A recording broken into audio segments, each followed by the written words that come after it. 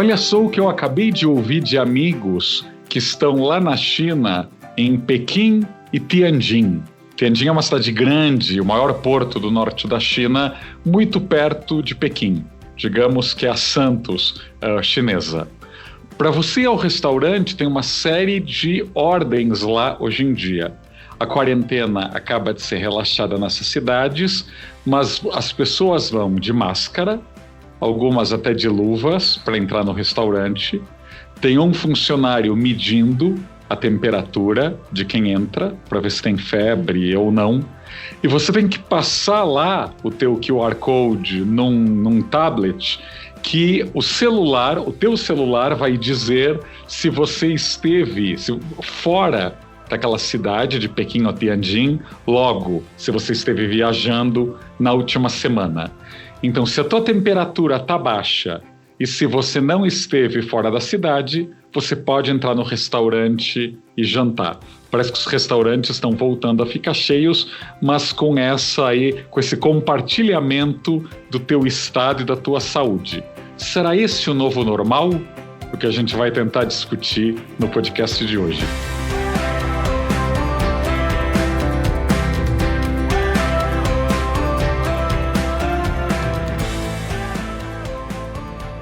Olá, ouvintes do São Paulo Sonha, aqui é Raul Justilores, e para a gente não falar só de sonhar ou de delirar, eu diria, vamos conversar sobre as cidades durante e pós o corona. Eu tenho recebido muitas mensagens dos ouvintes sobre, e aí, como é que fica o urbanismo pós-corona? Muita gente escapou das cidades grandes, né? Aliás, quem frequenta o Instagram deve estar vendo a tal quarentena ostentação. Tem gente postando fotos incríveis na sua piscina, na sua fazenda, na sua praia. Mas eu diria que boa parte da humanidade, a maioria, ficou em casa. Ficou no seu apartamento, ficou na sua cidade e está meio desesperado, louco para sair, para ver gente, para ir para a rua. O que é que vai mudar na cidade, então? Esse aqui é um convite desse podcast para pensarmos juntos, né? Eu me nego a deixar de falar sobre cidades e acho que é um grande momento de reflexão. É uma hora de valorizar justamente o que a gente tem nas nossas cidades. Está todo mundo carente de vida na rua, de rever amigos, de ir a um parque, de ter esse movimento. Primeiro, eu queria compartilhar com vocês a minha experiência de ter morado alguns anos na Ásia. Eu morei na China alguns anos depois da SARS, aquela grande epidemia de 2003, né? Eu mudei para a China em 2007 e fiquei lá até 2010. E depois eu tive tanto na Coreia quanto em Singapura, aí bem recentemente, depois da epidemia da MERS. E tanto a SARS como o MERS também são aí gripes do estilo corona, né? SARS até matava mais, mas se espalhava muito menos, em menos velocidade que o coronavírus que criou aí a Covid-19. O que eu vi nessas cidades, entre outras coisas, é que a gente vai ter que começar a conviver, a se acostumar com máscaras. Eu acho que teve muitos aí comunicados da própria OMS desencontrados sobre a importância ou não do uso de máscaras, mas eu lembro que mesmo no metrô de Pequim, em hora de pico, mesmo em Seul ou Singapura, eu estou falando aí de 3 grandes cidades muito densas, né? Pequim tem aí quase 20 milhões de habitantes, Seul tem seus 12 milhões, Singapura tem 6 milhões. E as pessoas andam de máscara, as pessoas usam muito luvas descartáveis, há um cuidado aí com a higiene, que, engraçado, né, naquela época do boom da Marie Kondo, daquela japonesa que arruma tudo e limpa tudo, a gente até imaginava, né, oriental, com aquele uniforme branco, as luvinhas. Pode parecer aí paranoia germifóbica, mas talvez isso seja o novo normal. As pessoas vão ter que ter muito cuidado com a limpeza de móveis, de superfícies e tudo mais. Falando de limpeza, aí algo para nós brasileiros, muito menos asiático, a gente vai ter que se virar, e a gente está aprendendo a se virar, né? A limpar a nossa casa, né? Aquela coisa de que boa parte da classe média alta e classe alta brasileiras cresceu com alguém que lhe arrume a cama, alguém que lhe leve o pratinho na mesa, alguém que lave a roupa, alguém que passe, alguém que dobre. Isso aí, na Europa, nos Estados Unidos, já era ficção científica ou tema de série como Downton Abbey, né? Os milionários com aquela criadagem toda. Brasileiro também de classe alta vai ter que aprender a se virar sozinho. Então aí, bem-vindos ao século XX, não é nem ao século XXI. Então assim, a nossa herança aí escravocrata vai ter que ceder espaço para pessoas mais independentes, pessoas que vão ter que se virar mais dentro de casa. E talvez a nossa indústria acompanhe esse avanço, né? Eu morei nos Estados Unidos também há alguns anos, e eu lembro que lá tem uma infinidade de produtos para gente que não gosta de fazer grandes faxinas, né? Tem aqueles trapinhos já umedecidos, tem um monte de materiais para você dar um jeitinho quando algo está sujo. E aqui, normalmente, a gente não tinha esses produtos, aliás, muitos produtos ainda nem existem no Brasil nesse formato, porque a gente tinha alguém, de novo, a gente terceirizava a limpeza da casa. Então, tomara que esses produtos, para você deixar a casa asseada, surjam muito rapidamente. Falando de casa, o trabalhar em casa, né, com o nome pomposo de home office, eu acho que veio para ficar. Eu acho que mais de uma empresa deve estar notando que muitos serviços podem ser feitos em casa, muitas tarefas podem ser feitas em casa. Eu acho que um dos sinais aí mais antiquados de gestão no Brasil é o chamado presenteísmo, né? Aquela coisa que você quer que a pessoa esteja lá horas e horas e horas, fique até um minutinho, mesmo quando tem gente que pode ficar 8 horas ou 9 horas numa mesa e ser zero produtiva, e tem gente que em 4 horas daquela mesa resolve o serviço e sorte dela se puder ir embora. E isso são custos, né? A gente sabe que vem aí uma crise econômica de proporções aí tsunâmicas e muita gente vai ter que fazer essa conta, né? Precisamos ainda ter sedes tão grandes, precisamos ter tantos e tantos assistentes, tantas secretárias, tantas pessoas que podiam estar em casa, que podiam estar fazendo tarefas remotamente, até porque hoje em dia com Skype, Zoom e outros aplicativos que também vieram para ficar, a gente precisa ficar marcando reuniões todo momento. As empresas precisam ter aí dezenas de salinhas de reuniões aí disputadas, né? Onde as pessoas também deixavam a sua bebida e a sua sujeirinha na mesa para que alguém depois viesse limpar. Acho que não. Acho que muita gente vai estar pensando e planejando até esse mundo de sedes menores, de mais trabalho em casa, de mais disciplina, né, que é fundamental para quem trabalha em casa. Então essa também é uma mudança aí bastante grande. Este podcast, São Paulo Sonha, é muito ouvido por profissionais da arquitetura, da decoração e do design. Eu tenho um recado para vocês. A decoração vai ter um boom, porque por muito tempo, né, a vida moderna aí te suga tanto, você vivia no teu celular, você vivia na rua, você vivia em 1000 trabalhos, meetings, e até a casa era apenas um lugar de passagem, né?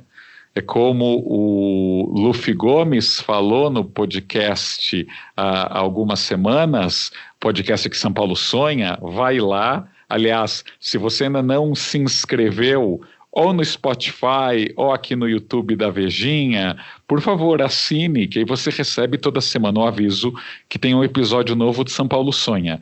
Então, se você não ouviu o podcast do Luffy Gomes, justamente sobre o aconchego do lar, ele dizia que muita gente evitava olhar para sua casa. Não por nada, não por nenhum papel de parede errado, ou por uma cor sem graça, ou porque os móveis estavam meio sofridos, mas porque as pessoas continuam em casa como se estivessem na rua.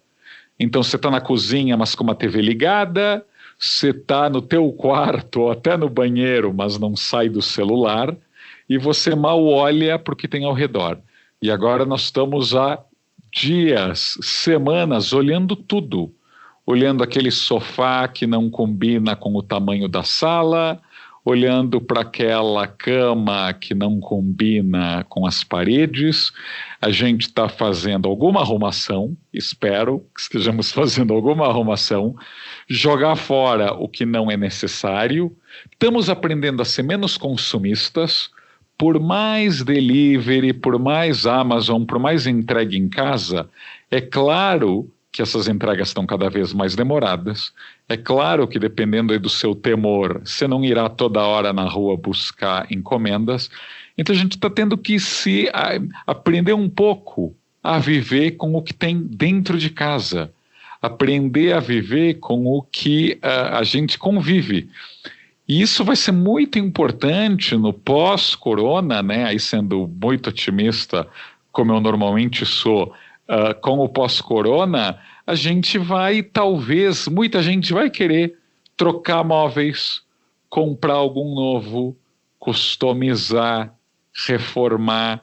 Então, eu acho que aí as pessoas que trabalham com interiores vão ter bastante trabalho e vão ter aí uma demanda reprimida de gente dando mais importância a essa questão do conforto.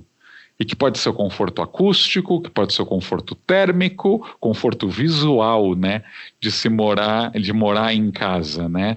E ao mesmo tempo de se exercitar em casa, né? Eu imagino que já exista aí um milagre econômico das empresas que vendem esses produtos, né? Faixas de resistência, halteres, colchonetes, pesos, né? E outros materiais para quem se exercita em casa. Acho que quem pode já até criou uma mini academia até dentro do apartamento, mas as pessoas estão se virando e estão assistindo vídeos para correr, suar, perder gordura, pegar pesos, yoga, se alongar. Então essa também é uma área, né, um estilo de vida que vai ser fortalecido com essa crise. Empregos, né? Eu acho que a gente tem que falar de empregos porque eu não compartilho da ideia de algumas pessoas por aí de que agora as cidades estão condenadas ao fracasso, as pessoas vão ser contrárias ao adensamento, à densidade, as pessoas vão querer se isolar e vão ir morar em cidade pequena. Acho que é muito importante lembrar que nos últimos 2000 anos as cidades cresceram por razões econômicas, de trabalho. As pessoas vão aonde exista trabalho. Mesmo na Idade Média, né, o camponês que tinha aquele superávit da sua pequena produção, ele ia para a cidade medieval para vender lá seus repolhos, a carne de porco, e vender frutas. Assim, as cidades foram crescendo. Comércio, trabalho, possibilidade de ganhar dinheiro. Depois, é claro, surgiram aí mil outras coisas, serviços, entretenimento, lazer, as universidades, as escolas, a possibilidade, aí claro, né, séculos e séculos depois, quando finalmente o amor romântico chegou, né, as pessoas foram para cidades para conhecer gente, para namorar, para casar, para ter filhos. Mas economicamente a economia foi um vetor, né, do crescimento das cidades. Então eu acho que é um papo ainda bastante pequeno burguês, de quem pode, de que tem economias, de quem tem um bom aí colchão financeiro, de falar agora eu vou morar numa cidade pequena. Sim, se você pode, sorte a sua. Mas eu acho que as cidades vão continuar crescendo, porque muitos empregos vão desaparecer. E as pessoas vão precisar justamente dessa rede de contatos que é muito mais fácil de ser estabelecida numa cidade grande. E dá a capacidade de você criar, né? Se você cria uma oficina mecânica, se você cria um ateliê, uma oficina de costura e por aí vai, você precisa ter clientes e você tem muito mais cliente à mão e a pé quando você está numa cidade populosa. Agora, sim, as cidades vão ter que mudar. Eu acho que todas essas grandes crises são aí um turning point, mesmo que não seja tão revolucionário, né? Eu que não sou tão velho assim o jovem Raul aqui falando, eu lembro que no 11 de setembro, claro, os mais pessimistas diziam, nossa, vai demorar muito para alguém voltar a pegar um avião, ou voltar a viajar. E não, em semanas, os aeroportos tiveram que se adaptar e virou o novo normal. O novo normal é não entrar com muito líquido dentro do avião, é você passar por controles de segurança, ou seja, viajar se tornou mais chato, mas as pessoas continuaram a viajar. Então a gente tem que pensar como as pessoas vão se adaptar a uma crise tão profunda e ainda tão imprevisível como a da Covid.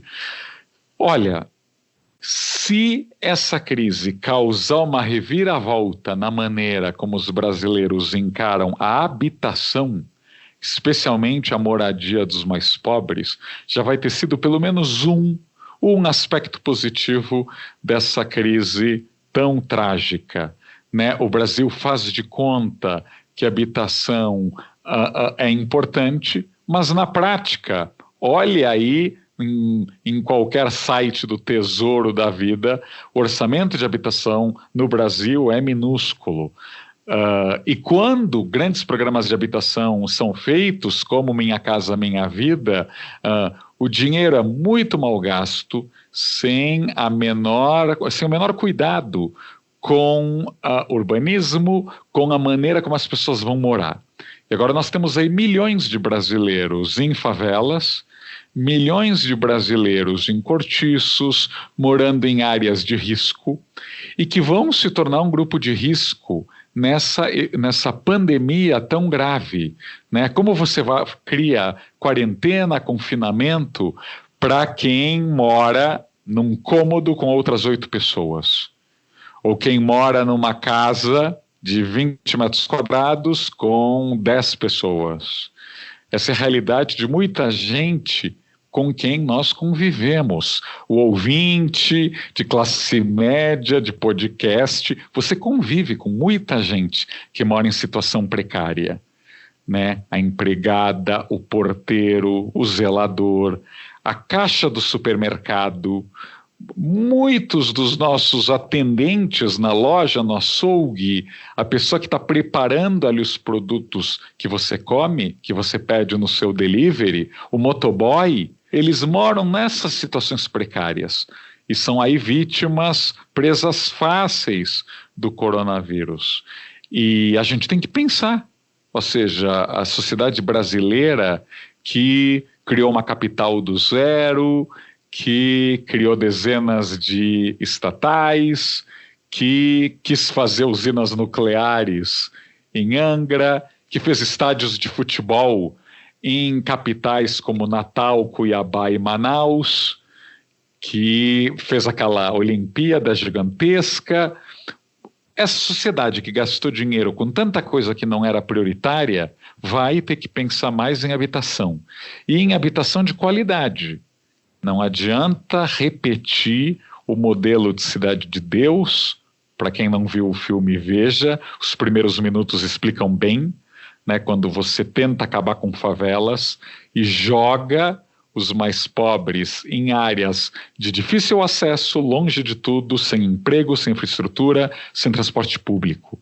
A gente sabe que do BNH, da ditadura militar, a Minha Casa Minha Vida, isso foi feito, e a gente vai ter que debater como proteger essas pessoas que vivem em situação tão grave, de tanto risco, como a gente vai protegê-las e como nós vamos nos proteger dessa epidemia.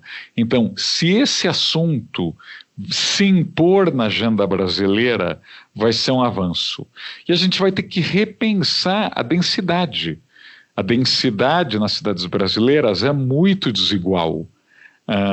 Deem uma olhada aí nos números da densidade em São Paulo, vocês vão ficar estarrecidos, né? Que Sapopemba, Aricanduva, Campo Limpo, por exemplo, Paraisópolis, são os lugares mais densos da cidade, onde não tem um prédio e as pessoas moram umas em cima das outras. Enquanto as áreas menos densas da cidade, especialmente na área central, são o Pacaembu, o Butantã, o Morumbi, o Jardim Europa, o Jardim América e tantas áreas onde pouca gente mora. Então a gente vai ter que saber fazer densidade com qualidade, né? Ou seja, reequilibrar essa má distribuição de espaço. Até porque, torcendo, quando essa crise terminar, as pessoas vão ter uma necessidade de espaço público, necessidade de parque, de praça, de calçada, de verde, que já estava acontecendo antes do corona, né? Esta cidade saiu de ser uma cidade quase indoors, enclausurada, de viver em espaços fechados, de namorar no shopping, a uma cidade com um enorme carnaval na rua, uma cidade com uma Avenida Paulista lotada aos domingos de pedestres, onde o Minhocão virou uma grande pista de Cooper, e onde as pessoas estão em mesinhas na calçada, em bares e botecos pela cidade toda. Essa mudança cultural eu acho que vai se manter, a depender aí, claro, de como essa doença vai ser controlada. Eu acho que ainda durante alguns meses as pessoas vão ter reticência de lugares com muita aglomeração, vão ter reticência aí de lugares fechados com muita gente, depende aí de uma vacina, depende da propagação num país tropical como o nosso, mas de qualquer maneira a gente vai ter que mudar esse estilo de vida e vamos ter que nos adaptar, mas saber usar melhor a cidade, saber usar melhor esse espaço que agora a gente está vendo que é tão, tão precioso. E é isso, meus ouvintes do podcast São Paulo Sonha. Para não falar que eu estou aqui sozinho, eu estou com o Rafael Bertazzi, que também está trabalhando de casa, responsavelmente, aqui pelo Skype. Ele está gravando essa conversa.